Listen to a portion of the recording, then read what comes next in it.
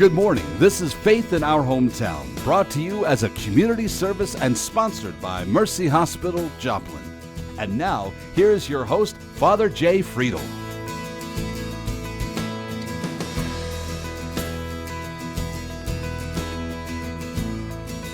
Good morning. I'm Aaron Brown, filling in for Father Jay for a little while longer. And I want to welcome you this Sunday morning to Faith in Our Hometown. This morning I'm talking to Angie Fenske. Angie is a local counselor, therapist. She is a shaman. She works at Renew Mental Health along with Life Journeys. So we're going to be talking about the healing energy that is available to us. And I'm really excited to talk to her about this. So we will be back. So get a cup of coffee. Go get comfy, come back. We'll be back to talk a little bit about healing and energy and all kinds of stuff like that. So we'll see you in just a little bit after this Mercy Minute.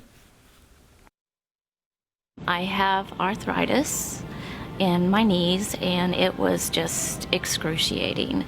I wish I would have done something sooner. I found myself not able to go up and down stairs, which is bad because we realized we were going to have to sell our house. We decided just to take the worst one first, and we did. I was back to work in 6 weeks. 6 months later, I had surgery on the second one, and I'm back to work in 5 weeks. And I was a little scared, a little apprehensive, even though I knew everything that was going to happen. But I was just impressed. Life is short, and I waited. I think I waited too long.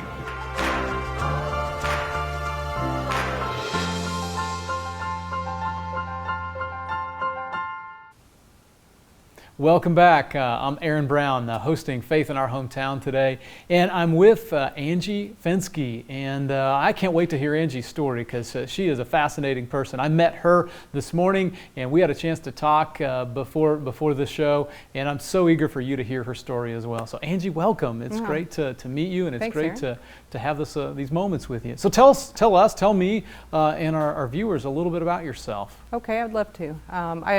I've been in the Joplin area for about 25 years now. Mm-hmm. I came here from Springfield whenever my daughter was a baby and kind of made a new place here for us. So I have been doing the therapy with people, working with people in the mental health field. I'm a licensed clinical social worker. We always have to kind of differentiate that because we've got the counselors and we got the social workers, and so we work together real well. Yeah. And it's kind of a generic term, therapist? Yes, it is. Okay. Yes. Right. And the social workers and the counselors have just a little bit different schooling or background. Mm-hmm. So we tease each other a lot. Yeah. At Renew, are there people of various strands of background and training and that work with folks? Yeah, there sure are. Okay. So I've been there about 4 or 5 years, but I've been in the field for 20, so been doing that gig for a long time. And then back in 2007 or 2008 is when I had discovered this energy work. And I needed some help myself, and so I thought, I love being outdoors, and I always felt a real connection to nature. Yeah. And in my therapy, I used stones to help people that had a lot of trauma, just as a container, So we'll back up a little bit. Sure. Yeah. Talk about what the energy is that you are working with, that you are healing with or healing people from. Okay. Talk about that. Well, everything is energy. Everything is energy. It's physics, right? Right. Physics tells us that. All this stuff feels solid, but it's really energy. Absolutely. And so emotions are energy. And experiences are energy. And some of our experiences are more joyful and some of them are more painful. And so some of the things that we've experienced leave their imprints upon us, kind of like fingerprints. And they leave those imprints in the field that surrounds our body and informs our body, how we feel and how we age and how we grow and all those things. And so they've done studies where trauma can really impact physical health. Absolutely. So adverse events, because body, mind, and soul. It's all very connected. All connected. Yeah. So the the experiences that are in that field, they have a huge impact on how we feel day to day, both physically, emotionally, the thoughts that go through our minds. And so that's the energy that I'm talking about. I mean, I work with lots of kinds of energy because what I'm talking about right now is a shamanic practitioner, you know, just doing the healing work. So yeah, you are a licensed, is that the right word, a licensed shaman? No, they don't regulate it just yet. So a shamanic, trained? Yeah, trained shamanic practitioner. I was trained in the Inca tradition out of Peru. And so I studied under those medicine people. Have been there twice, and then I studied under a teacher that had been there 15 times. Fascinating. Well, so you talk about energy. Is there negative energy, positive energy? Is it a spectrum, or is energy kind of neutral? It's kind of neutral. I mean, there's energy that is more preferable. Whatever energy we are experiencing or we are vibrating at is what we kind of project out into the world, and that tends to be what we get back. So if we're walking around with our heart open and we're loving, you know, just at that vibration of love, and we're loving the world that we live in, we're loving the people we're around, we're loving our pets, our communities, then we tend to experience a lot of love. We tend to experience that we are kind of sending out. Something that you know, I'm not super familiar with, just a little bit, but maybe some of our viewers are not, is vibration. You've used that word a couple times. What do you mean by a vibration? Literally something vibrating? Yeah, just like scientific, you know, like wavelengths and things, like different colors have different wavelengths and frequencies to which the wavelength is moving. So the color red has a different wavelength than... It's my favorite color. Yeah, Just good FYI, pick. Yeah. All right, I'll keep that in mind. But everything has a vibration. Yeah, so fear, hatred, anger, divisiveness that we've experienced in this country, those are lower vibrations. And they can bring about more of the same in a way that are, you know, I think we've experienced that in our society over the last several years, is that the more divided we became, the more hostility there has been amongst different you know, groups of people. Yeah. So that negative vibration causes other people to experience the same negativity? Sure, it can be that way until we kind of It's maybe infectious. hit a point where, you know, we turn things around. You know, that's part of my hope as a shaman, to help bring people back together. Now you were talking about stones being a way to maybe draw negative energy. Am I saying that right? Out of people. Do objects in and of themselves have a positive or a higher or a lower energy?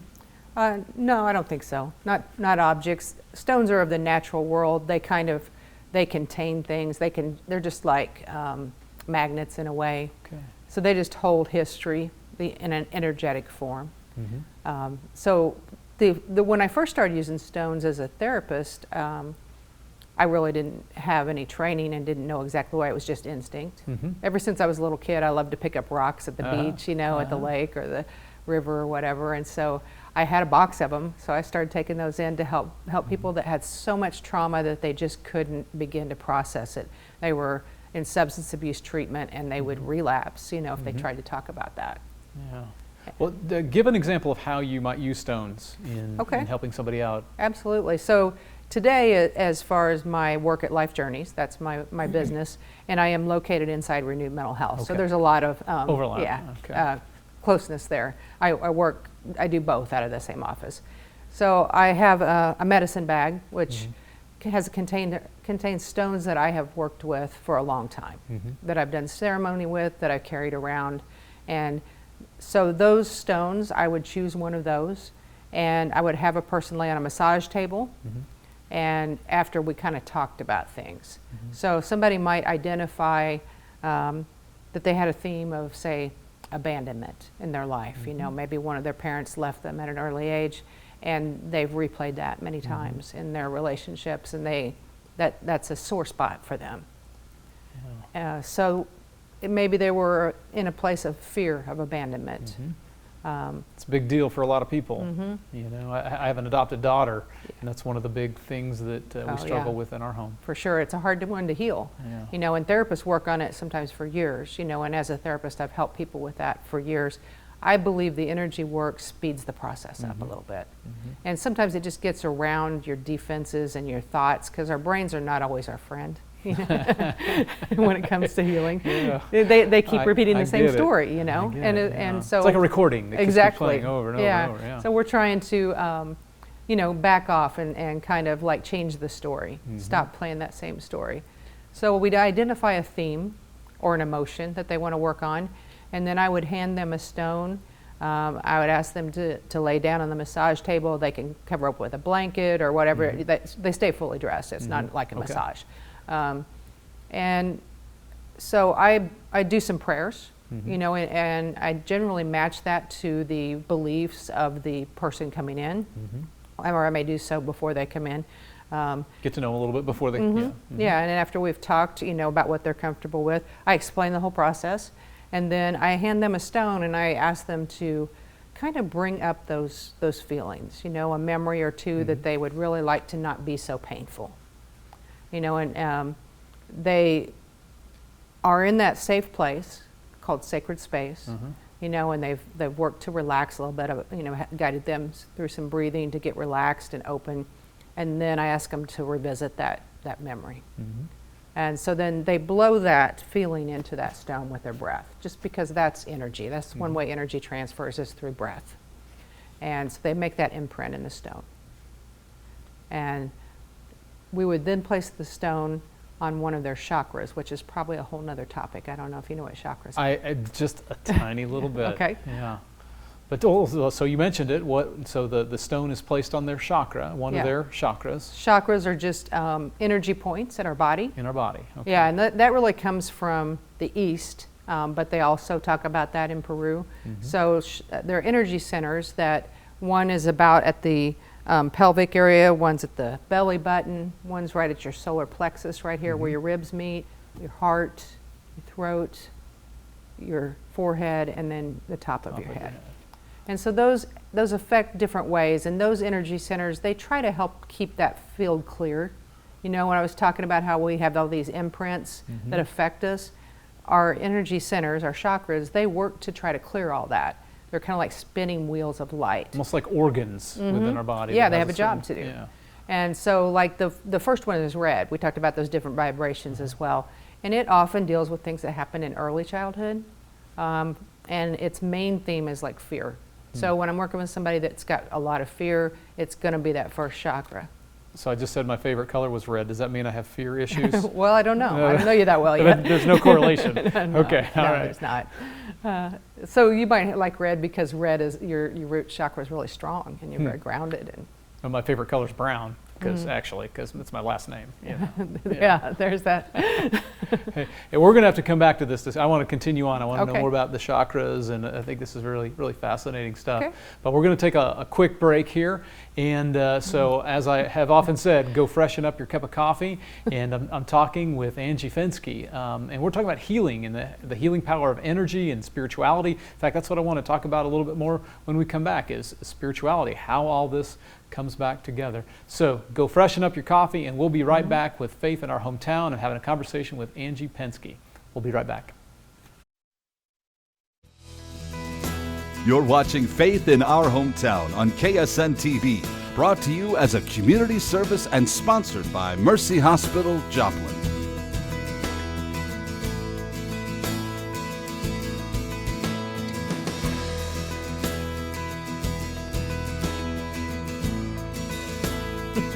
Welcome back to Faith in Our Hometown. I'm talking to Angie Fenske, and we're talking about healing energy. We're talking about the spirituality, and just fascinating conversation here today. And it's been good to meet with you and to learn a little bit. We were talking about chakras and these energy centers that are in our bodies. Tell us a little bit more about what those are. Okay, so those energy centers are they're working to clear away those themes, those things that drag us down before they affect the physical body. But if we have a whole lot of stuff happen to us, like a child that has a lot of adverse events, then they can get clogged up. And also kind of living in times like today, you know, I would say many of us have a little bit of cloggedness in our chakras someplace or another. Just because of the anger that we exactly. see so many places. Yeah, Is that what you're saying? Yeah, we don't always realize how much we affect each other. You know, in general with our energy, you don't have to actually touch somebody to inflict your energy upon them, right? Or even talk to Their them. anger, right? Just walking around feeling that way, you can feel that sometimes, I think. A lot of people can anyway. If you walk into a room and everybody's mad, even if you don't really know it. They're always mad at me. I don't know why. That's just my thing. Yeah. That's the way you feel about that. Yeah. So the clearing of these wheels of light is something that resets us and gives us a chance to have good health, emotional health, mental health, and physical health. Yeah. And so in an energy session, the client has blown into the stone that I handed them to make that imprint of that energy. And because all feelings have a different vibration or frequency. And so we want to work with the lower frequencies to kind of get those out of the way so we have more room for joy and bliss and love. And so the rock that they've blown into is then put on a part of their body that corresponds to the chakra. Right. And then what happens? What's the connection there? Okay, so the next thing that happens is I let them know I'm going to place that stone there so there's no surprises. Ask them to close their eyes and relax again. You know, and as a trained therapist, I have lots of techniques to have somebody breathe and relax and just kind of get into that sort of meditative state.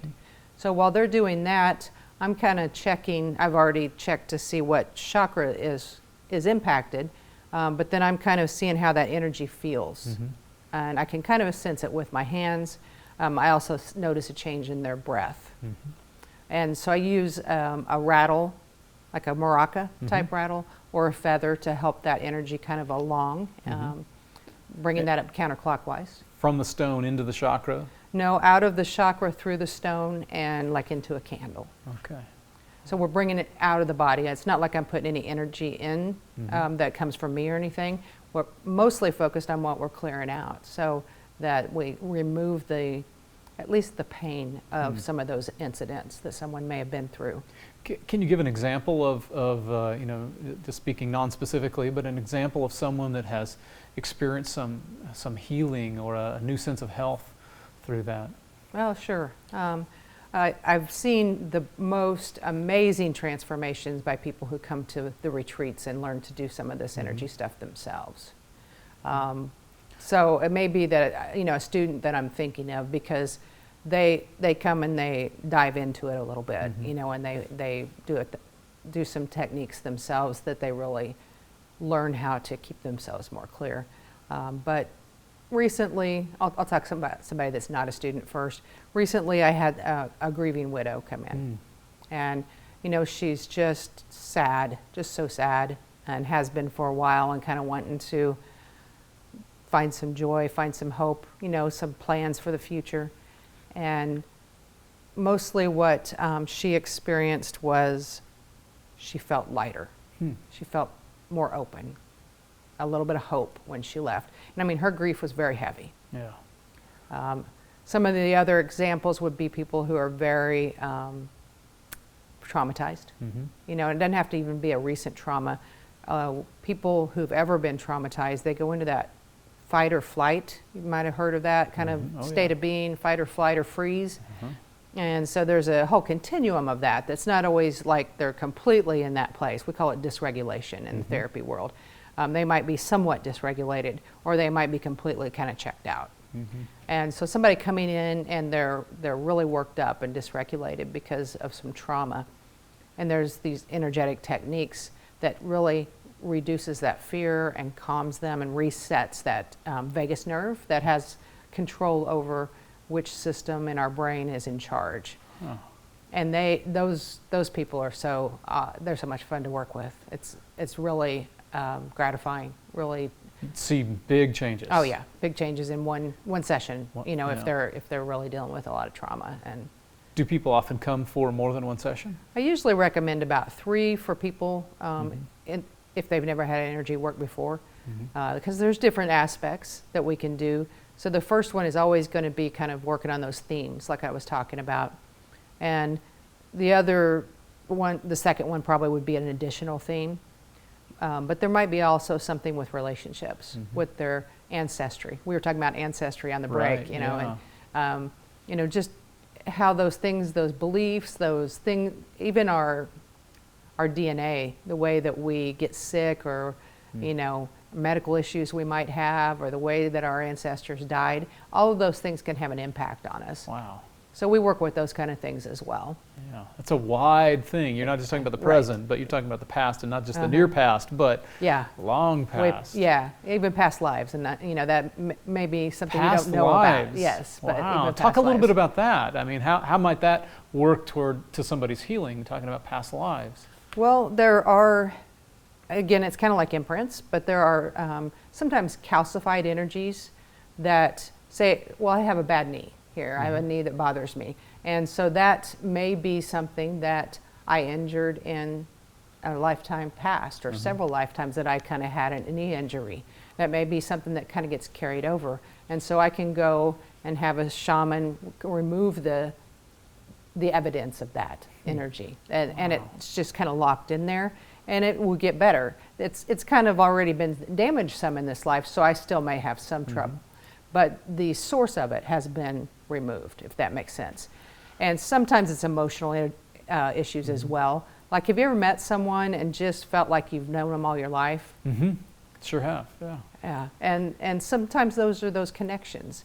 And like, you might meet somebody that you just love them instantly, and maybe you were partners in a previous life, but the problem is, you know, you're married and they're married, and it's not a good thing for you to have that type of relationship at this point. Yeah. See, this is new information, you know, to me. It's not something that I've ever studied, and of course, my faith tradition is very different than a reincarnation. My faith tradition is one of resurrection, and it's still in existence, you know, that the soul never goes out of existence, but this is a very different way of looking at the soul and past lives, and does that weave into karma and those sorts of things? Karma is just again, those sort of experiences that we've had in past lives. We may have been very disappointed in ourselves because we failed to do something, or some mistake that we made. So we make some kind of agreement with ourselves that we're going to pay for that in another lifetime. So it's really not so much like we owe it to somebody else, or it's coming to get us, or anything like that. It's done when we say it's done. Okay. Well, that's interesting. You talk about you know, the past lives and the energy. You know, one of the things that I've experienced in my prayer life is to pray without words. And you know, I think you're giving some language to me around that love is an energy, and you know, I believe that is the presence of God dwelling within me, the presence of the living Christ inside of me. And if Jesus was anything, he was love. And so what I've learned to do, or I can't say that I've been taught that, but it just began to happen, is to radiate that love out to people, sometimes at people. And so you've kind of given me some language around that in this conversation. How fascinating. Yeah. And what about spirituality? How would you name spirituality? Because you said that you work with people of all faith traditions, and you kind of enter their faith tradition with them. Absolutely. And I have a little bit of background. I was raised a Baptist in the Baptist church, and I had, as a youth, you know, some very powerful spiritual experiences there. So I call upon Jesus, you know, if I'm working with a Christian or someone that feels comforted by that. And Jesus shows up and does the work, and I just kind of hold the space, you know. Oh, wow. That's been, you know, some real precious times. What about people of other faiths in this area? Do you work with people, Muslims, people who are Hindu? Oh, absolutely. I mean, I don't know that I've had a lot of those different faiths come for energy work. You know, it's still kind of a quiet thing here in the Joplin area. It's not something that a lot of people know about necessarily. So it's definitely someone I'm open to working with any faith. And shamanism itself is more a system of beliefs that accommodates. It's not a religion. Right. It's more kind of a role. Shamans have traditionally been kind of the ones who cared for the village. You know, they provided the doctoring as well, and they were like the pastors, and That's just what I was thinking. Yeah. I was thinking, it sounds like a pastor in a way. Yeah, in a way. So they ministered, to people as well as the animals in the village and the crops and things like that. And so it's a role, and it's a system of beliefs, like love and compassion and being of service, and kind of walking your talk and having your energy body be clear. Yeah. So you know what you're putting out there. That's beautiful. That's beautiful. I just think this is a great discussion to have, because people need that healing resource. And some people might not ever walk into a church, but they have a sense of a spirit and a sense of energy that they need help with. And so I'm grateful that you are doing what you do, Angie, and helping people out and bringing healing and wholeness and restoration to people. So what a great conversation. So we're going to have to wrap it up, and look forward to talking to you some more, Angie, in the future. Can I just let them know where my website is Absolutely. if they want to check that out? Real quick. It'll be angiefenske.com. Pretty All easy right, to remember. there you go, Fenske. Absolutely, right. So it's been great talking to you, and it's been great spending Sunday morning with you. We will see you next week on Faith in Our Hometown.